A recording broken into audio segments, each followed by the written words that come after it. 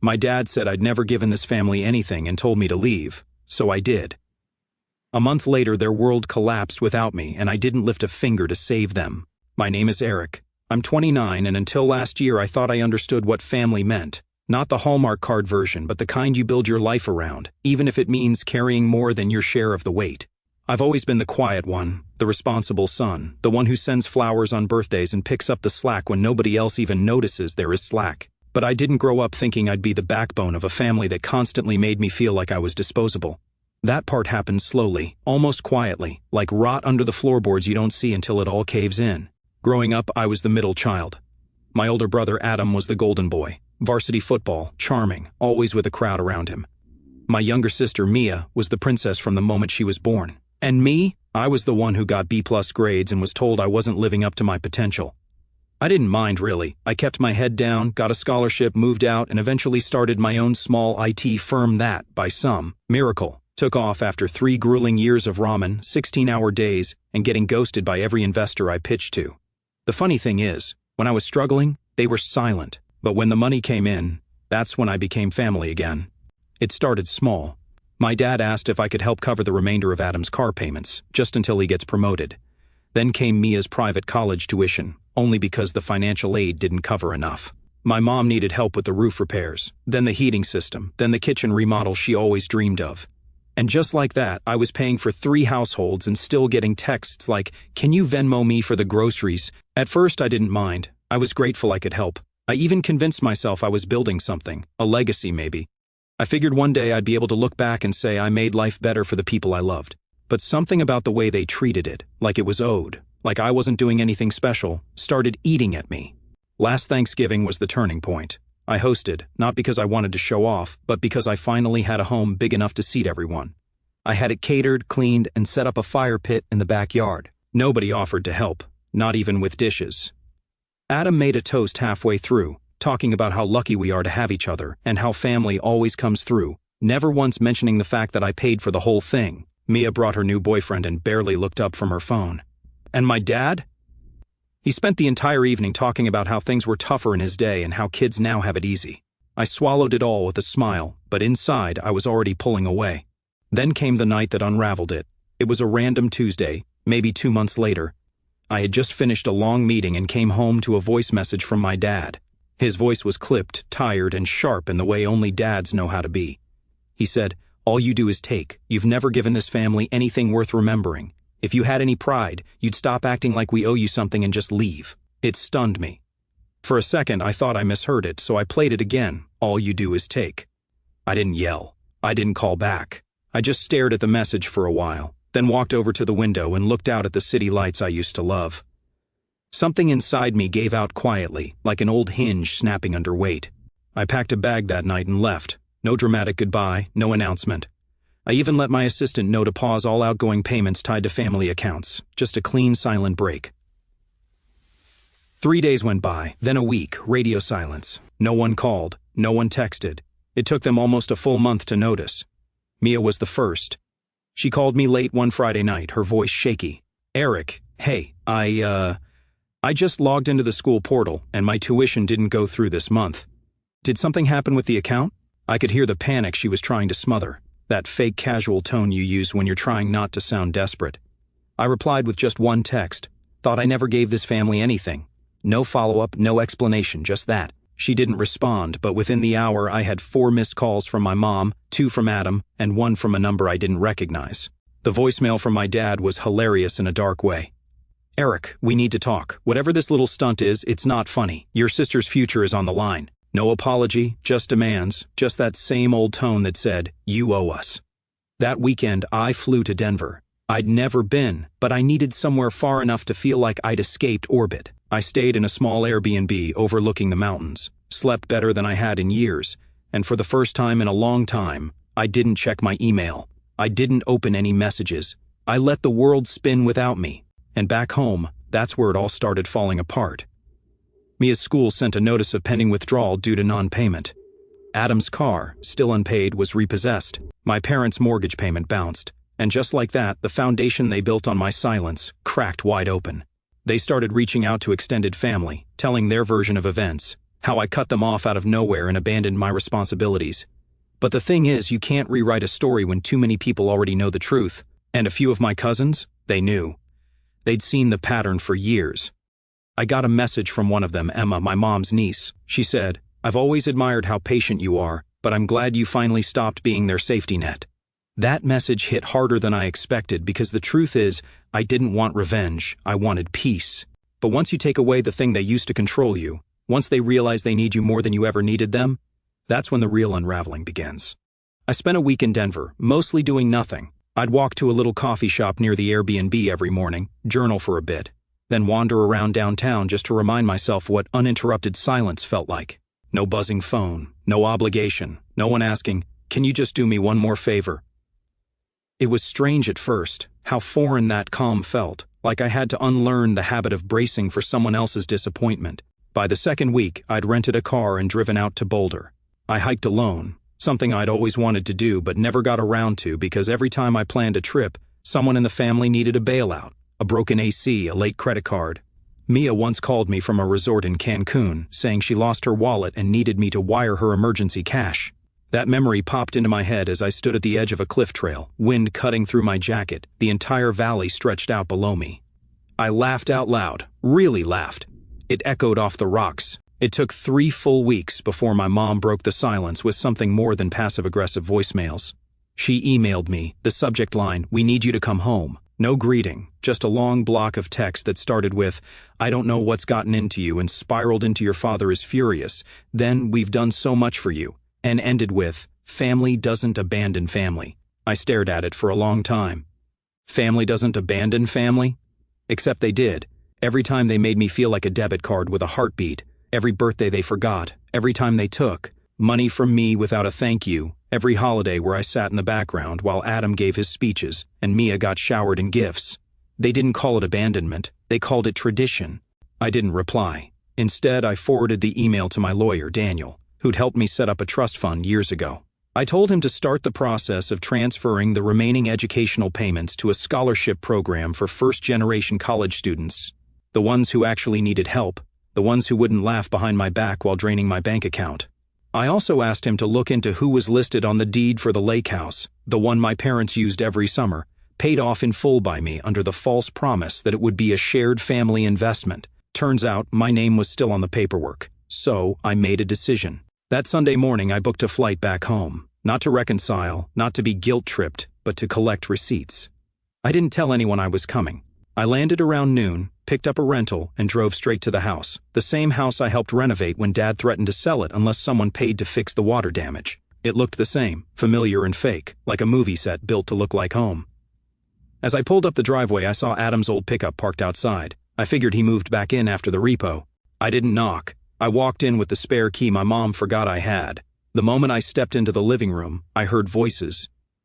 "He's being dramatic," Adam was saying. "He'll come crawling back once he gets over himself." Mia's voice followed, quieter.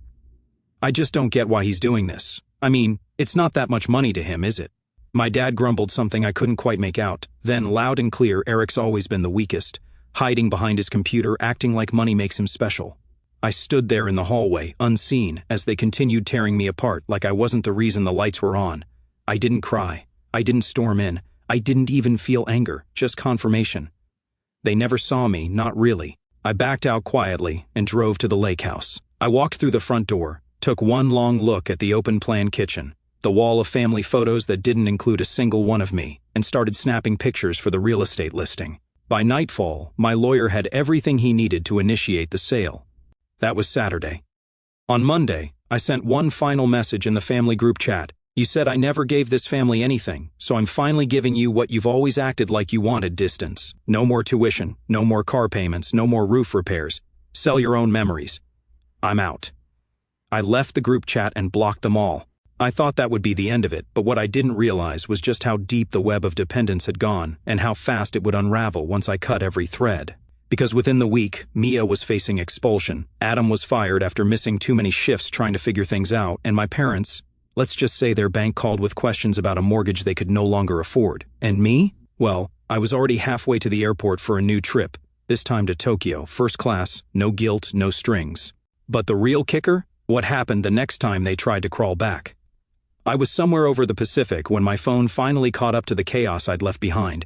Dozens of missed calls, voicemails from numbers I didn't recognize, friends of Mia probably, or someone trying to talk sense into me on my family's behalf. There were texts from my dad that looked like they started as threats but quickly unraveled into desperate half-sentences like, "We didn't mean it that way," and "You're still our son." That one made me laugh. I didn't listen to a single voicemail, didn't open any of the attachments. I just watched the notifications stack up like a silent slideshow of panic.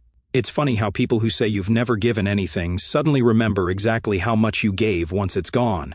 Tokyo was everything I needed. Clean, quiet, anonymous. I wandered through temples and neon-lit arcades, let my mind breathe in a way I didn't know was possible. No guilt weighing down my shoulders, no surprise emergencies. For the first time in my life, I was just me, not someone's backup plan, not the family fixer. 2 weeks into the trip, I finally unblocked just one person, Emma, my cousin. She'd sent a single message during the whole fallout. No pleading, no drama, just, "When you're ready to talk, I'm here. Not to convince you, just to listen." I met up with her after I got back. We sat in a cafe near her apartment, and she brought her laptop. "I want to show you something," she said, sliding it across the table. It was a Reddit thread, of all things. Mia had posted under a throwaway account, asking for financial help to stay in school after an unexpected family emergency. She told a story that painted me as the unstable one, said I'd abandoned the family for no reason, claimed I was having a breakdown. People were donating money, strangers. Emma looked at me, tight-lipped. "She's raised almost $6,000 so far. I figured you should know." I stared at the screen, feeling a twist in my gut that wasn't anger so much as sadness. There it was again. That same story, reshaped to fit the victim role, only this time she was doing it publicly, monetizing it, weaponizing strangers' sympathy. And worst of all, she still didn't see what she'd done. That night, I didn't rage post or call her out directly. I did something quieter.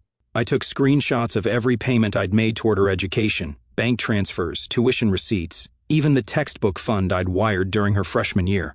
I uploaded them in a private Imgur album. No names, no dramatic captions, just dates, dollar amounts, and payment confirmations. Then I posted one anonymous comment on the thread. "Before you donate, maybe ask where the other $90,000 went." Some people forget who helped them when the help stops. It didn't go viral. It didn't need to. But within 24 hours, her post was removed by moderators for suspicious activity, and the comments turned. That was the first real consequence any of them faced. The second came a week later when I received a certified letter at my office. It was from my dad, not handwritten, typed like some legal notice. It opened with, "We are formally requesting a meeting to discuss the breakdown of our family dynamic." I almost choked laughing, like they were trying to hold a board meeting to fix what they broke. But buried in the legalese was the real reason they reached out. They wanted a portion of the proceeds from the lake house sale. Apparently, they believed they had emotional equity in the property. I passed the letter to Daniel without a word. He read it, smirked, and said, "Want me to send them a reminder that emotional equity doesn't hold up in court?" I nodded, and then we did one better. We sent them a copy of the original agreement, one Dad had signed years ago when I first offered to pay for the lake house. It clearly stated, in his own words, "I acknowledge that this home is purchased by and remains the property of Eric last name. I relinquish all future claims he'd forgotten or hoped I had." That letter shut them up real fast. But the silence didn't last. Not once word got out that I was selling the main house too. See, while I was in Tokyo, Daniel and I had been working on a quiet side project. Turns out, years ago, I'd loaned my parents a large sum under a verbal agreement when they couldn't keep up with the mortgage. They'd never paid me back. Daniel tracked every deposit, compiled every wire transfer, and we filed a lien on the house. They now owed me well over $80,000, which meant I could legally force a sale. Emma called me that night. "Eric, they're panicking. Your mom called mine in tears. Your dad's threatening to go on social media." I sighed. "Let him. I've got receipts. Let's see who wins that PR war." But what I didn't tell her was that I wasn't doing this for revenge anymore. I was doing it for closure, because what none of them realized was that I had given them everything, my time, my savings, my loyalty, and they mistook it all for weakness. They thought I was a faucet they could twist on whenever they were thirsty, and now they were learning what thirst really feels like. And yet, the most satisfying moment hadn't even come yet. Because the day the house went up for auction, I walked through the front door one last time. I parked across the street the morning of the auction. The air had that sharp, stale chill that always hung over our neighborhood in the early fall. I sat in the car for a minute, just watching. It was surreal seeing the home I grew up in, this place that had absorbed so much history, joy, bitterness. now with a small white sign staked in the front lawn, notice of foreclosure auction today. No trespassing. I got out, hands in my pockets, walking slowly toward the house. The door was already open. Daniel was inside, speaking with the auction rep, a middle-aged woman with a clipboard and a no-nonsense look. He nodded when he saw me. "You don't have to be here for this," he said gently. "I want to be," I replied. And I did. Not for vengeance, not for the spectacle, but because this moment deserved a witness. Someone to see it, feel it, and make sure it didn't just slip by like everything else I'd swallowed over the years. I walked through the living room slowly, as if I were trying to absorb it all one last time. The dent in the hardwood from when Adam threw a baseball inside, the faded stain on the carpet where Mia spilled nail polish and blamed it on me, the wall where my parents used to pin up report cards and drawings until they quietly stopped adding mine. It was strange how little of myself I saw here, like I'd been a ghost in my own family story. I stepped into the kitchen next. That one hit harder. I remembered late nights helping Mom prep for holiday dinners, scrubbing dishes while she pretended not to hear Dad ranting in the other room, laughing with Emma over burnt pies and undercooked turkeys. And now it was just a kitchen, a box of walls and forgotten effort. There was a photo still on the counter, one of the entire family, taken 2 Christmases ago at my expense. I remembered paying the photographer's deposit, the matching outfits they insisted on, and how they cropped me out when they posted it online. I picked up the photo, looked at it for a long moment, then turned it face down. By noon, a few cars had started to arrive, a couple of serious bidders, some curious neighbors, and then, finally, my family. They pulled up in Dad's old Chevy, all packed in like some twisted family road trip. Mia got out first, her face blotchy, red-rimmed eyes behind oversized sunglasses. Adam followed, scowling, clearly here just to play enforcer. And then my parents. Mom looked worn down, 10 years older than the last time I'd seen her. Dad, well, he still walked like he thought he owned the ground. He spotted me instantly. "Eric," he called out, voice low and bristling. "We need to talk. Now." I didn't move. He strode up, Adam a step behind him like a shadow. "You're really doing this?" Dad said. "You're going to humiliate your own family over what, exactly? Some perceived slight?" I looked him in the eye for the first time in years. "It's not a slight," I said calmly. "It's a pattern, and it ends today. You ungrateful little," he started, but I raised a hand. "Don't. Just don't." Mia joined them now, her voice cracking. "I'm going to lose my scholarship because of this. I had to drop 2 classes already. Why are you doing this to us?" I turned to her. "I paid for your first 3 years. Every tuition bill, every textbook. You never said thank you, not once. Instead, you let them convince you I was the problem. I didn't—" She started. "You posted online that I was unstable," I said, pulling out my phone. "You lied to strangers for money, and now you want sympathy." Her face crumpled. Mom finally spoke, her voice small. "Eric, families don't do this to each other." "No," I said. "Families don't take like this. You took everything. My time, my money, my trust. And when I stopped giving, you called me selfish." The auctioneer's voice rang out then, sharp and professional. "We'll begin the auction in 5 minutes. Dad looked around, suddenly less sure of himself. "You can't do this. You wouldn't even have this house if it weren't for us." "You're right," I said. "So I'm taking it back."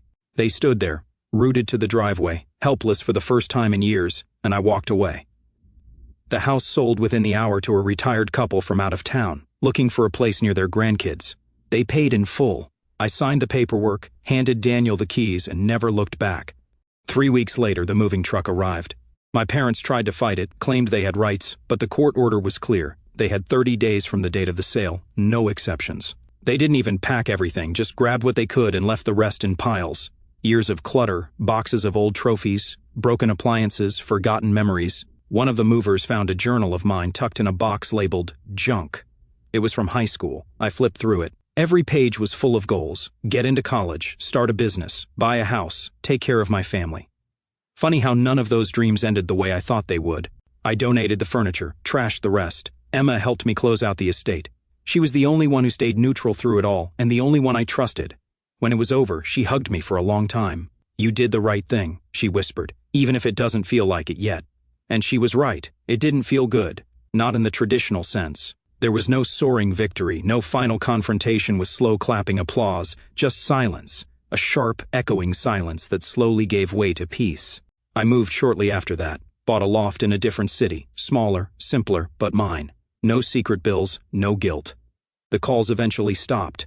The emails dried up, and over time even the bitterness faded. I didn't hate them. I just disconnected, like finally cutting the last thread of a frayed rope that had been dragging me underwater for years. One night, I sat out on my balcony, sipping tea, watching the lights flicker in the building across the street. I thought about that last Thanksgiving, about the toast Adam made, about the way they all smiled like they were in a commercial, completely unaware that the glue holding them together was cracking.